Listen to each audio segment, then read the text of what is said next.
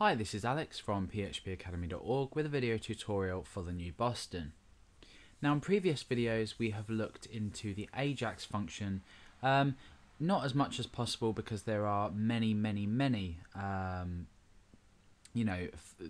sort of things based around this request.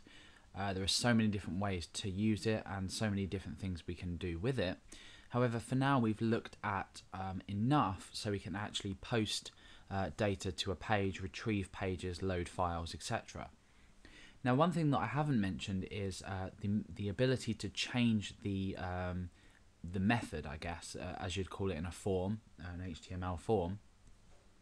And this is how the data is sent. So we can actually change the way this data is sent for when we pick it up in, for example, page.php.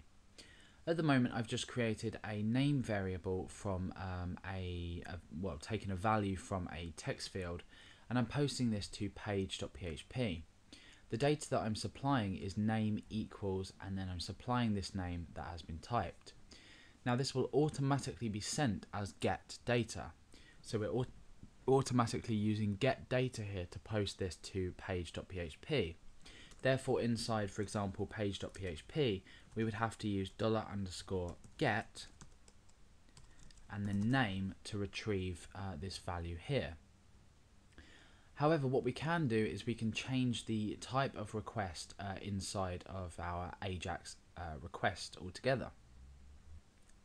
So this is quite simple. All we need to do is just come up here, and as one of the parameters that we specify to this request, we can just specify a type parameter, and then obviously we comma separate this. Now this can either be get or it can be post. So now that we've changed this to post, this variable here, which almost looks like a get variable, I guess, will actually be sent as post data. So if you're using the AJAX request and you need to send large amounts of data, or you need to protect page.php against people changing values in the URL. Obviously it's not completely protected, because if people can see the variables that you're sending, they will always be able to send data there themselves. However, for these, I guess, two reasons, and there are probably a few others, you can change the type to post. So with the AJAX request, not only can you just default send get, you can change type to post to send this same data, so there's no need to change the way this data is displayed. You can then go on to send additional data, so text equals hello, for example, using an ampersand here. There's no need to change that at all. It will this line here will handle the type of request, so it actually changes the request type.